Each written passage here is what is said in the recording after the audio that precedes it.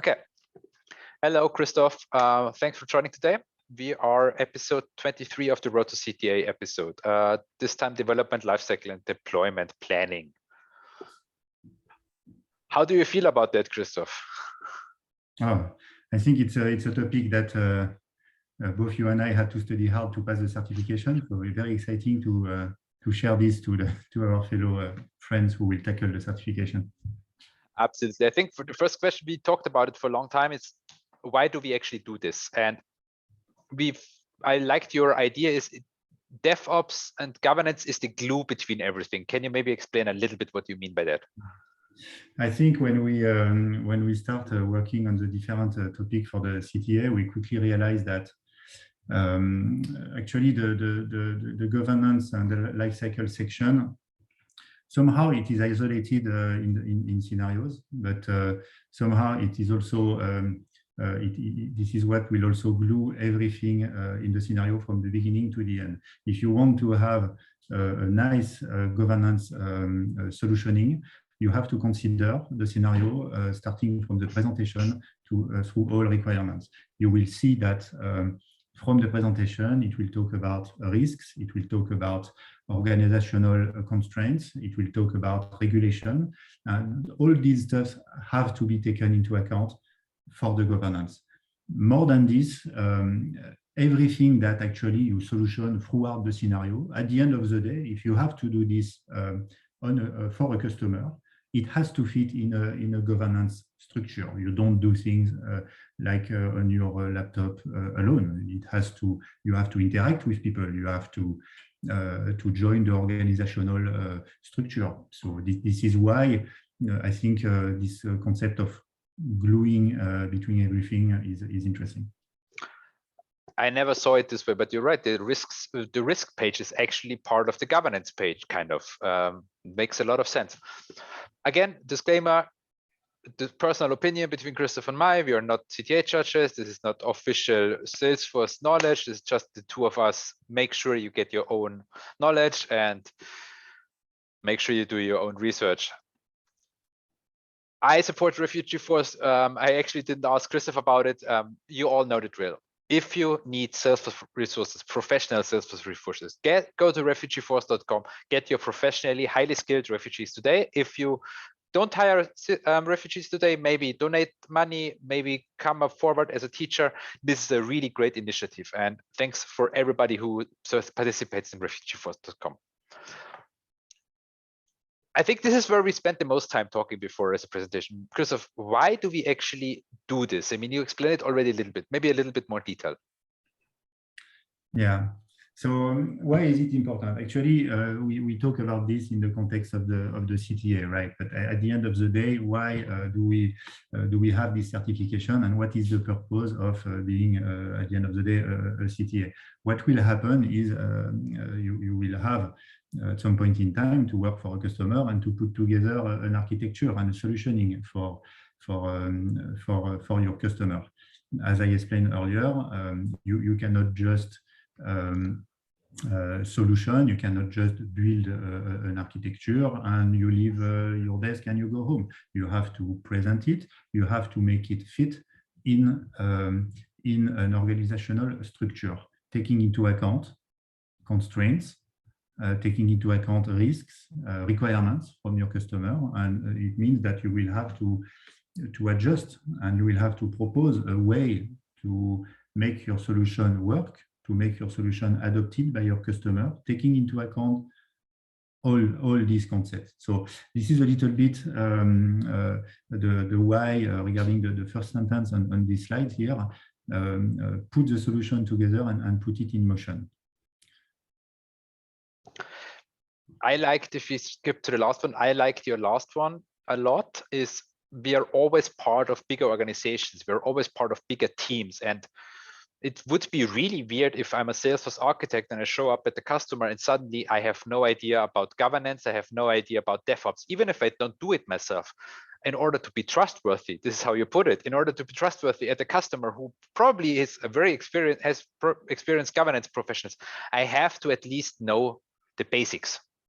Yeah, exactly. So I don't know about your precise experience, Johan, but actually I spoke as if all the Salesforce projects were big Salesforce projects with huge team and huge organization. I mean, not always, for sure. CTAs, but by definition, probably maybe are maybe more intent to go on complex organization, but still governance topics, you have a lot of concepts that you can use at each level. When we talk about change management, how do you make sure that your users can smoothly use and adopt your new solution? I think it is irrespective of the company size, right? So it really covers, for me, it really goes along with the architecture of a Salesforce solution. And it touches everything. You already covered that, and it touches the whole organization. And this was the hardest part for both of us, because we didn't want to go into detail, like technically, like what governance means, because it's a topic which is as broad as you could write books on it. There are books on it. We should do actually. But we want to be honest. Governance section is probably the one where you have to be the least expert from all the sections in the CTA and DevOps, but you definitely have to understand the concepts. And I would like to start with the governance concept. This is, you have to understand project management. You have to understand the kind of program management. How does somebody manage it? And you have to understand like different project streams and interfaces and how they interact. So what happens if you have a website team, which also currently is working on the website? How do you interact with your business stakeholders? This kind of information. And the second about DevOps. Yeah, for DevOps, so the DevOps part would be a bit more the technical aspects of how you put this in motion. Here we focus about the technical aspects. There is still a link, because DevOps bringing development and operation together, it's not only technical capabilities, it is also some organizational. All right, we don't go too much into detail about this, but regarding the technicals with Salesforce, there are some known ways of doing stuff, and for this, what's important to study will be everything that's around sandbox strategy, branching strategy, the single source of truth that you will put together usually with Git, okay, and all the tooling you have around. I mentioned Git; it can be another repository. All the tooling you can have to do the CI/CD actually around that, okay, making sure that you have a process that is repeatable, industrializable, in order to reduce the risk and to improve the time to production. So that's there are a lot of practices that actually you have to review for the board. It's maybe not it's not a huge number of different ways of doing. Usually when you work on a branching strategy, when you understand the CI/CD concept, I think you are able to tackle the heart of this DevOps part. For the release management roles, actually it joins what I was saying at the beginning. It's the who does what and how does it fit in the governance. Yeah. I think I spent way too much time on this, on understanding the difference between merging and rebasing. I think this was. Yeah, I don't know that good question from a judge, yeah, but I would be the meanest CTA judge ever. I would only ask like the weirdest GitHub Git flow questions. Can you explain why you chose the Git flow? Oh, what are the 5 pitfalls of merging versus rebasing? I would be the. Know your tools, and this is already brings over how to learn. I think the DevOps part, the governance of DevOps, is kind of the hardest to learn, because it's, you said it's the furthest outside of our comfort zone. So how did you learn it? For me, for everything that's around DevOps, all right, usually, I mean, not for everyone, we have some good examples, but many people doing the CTA have a prior Salesforce experience. When you have a prior Salesforce experience, it means that you saw projects going live. So there is a good chance that you saw some of these tools in motion. To cover the learning, for me, I spend time mostly on YouTube, actually. YouTube and some Salesforce resources to see examples of big projects, how they would manage multiple projects on a Salesforce platform, how they would manage running Agile and Waterfall in parallel, little things like that.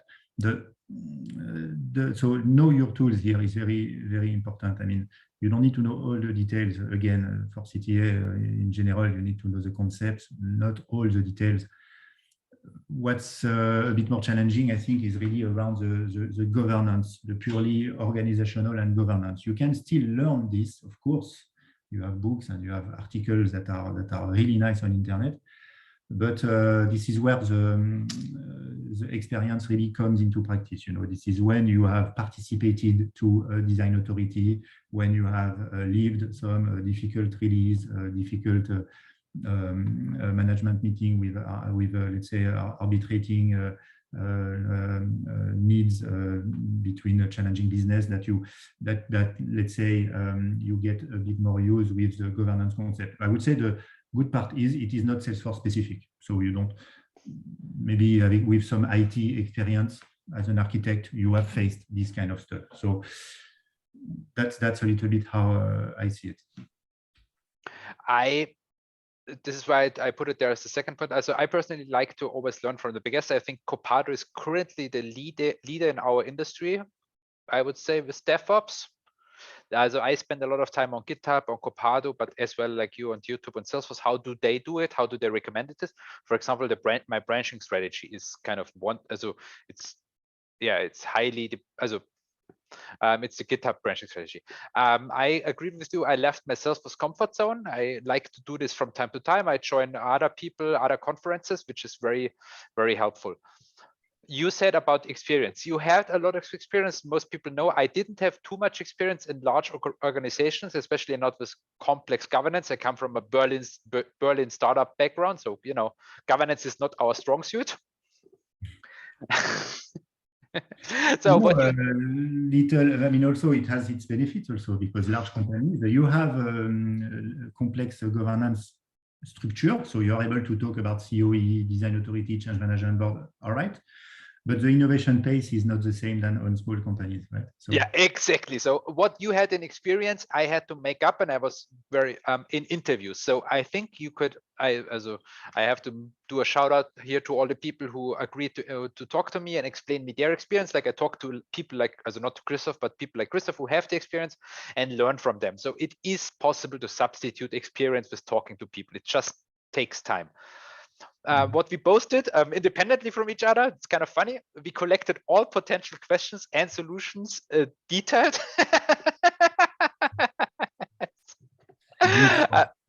A brute force method. I mean, let's be honest, the number of potential problems is still limited. It's not limitless, like with the whole CTA. Yeah, exactly. I know a couple of people studying CTAs who have this as a motto, right? So it generates a lot of work, right? Because when you want to try to find every possible alternatives of challenge, you can spend a freaking lot of time doing that. But I agree on that statement. For me, one of the biggest challenge tackling the governance part is most candidates tend to be too generic. So it's easy to give a branching strategy and to give a governance model. I can give you one now.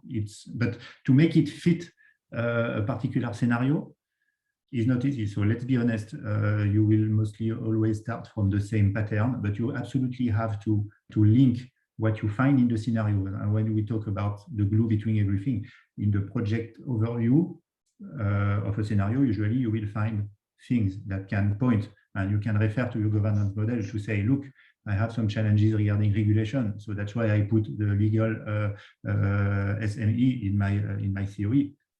So make it contextual, because otherwise it's difficult to pass this section if it is really too generic. This brings us to the last one.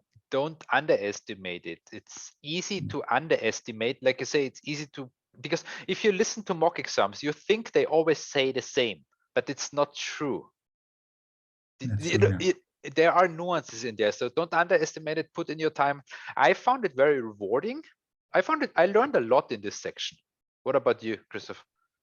Yeah, I think so also, because you actually even in the challenge that the scenario are posing to you, sometimes some of the challenge maybe you faced them before, but some other you're like, okay, how would I manage that? So you have to, when you do mock scenario, you solve, but you learn also you do the mock to learn. So then you will find a new challenge and you will try to see how to overcome it. And I think especially in the situation where you have distributed teams, multi-orgs and distributed teams, how do you make sure people work well together? I think that's really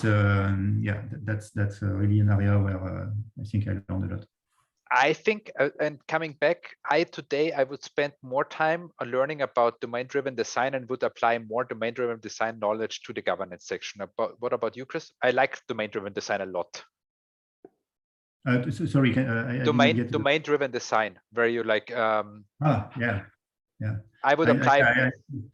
Well, that would be the subject for another talk, I think. But for these architectural pattern, I think yes, there are some really good stuff in there. All right.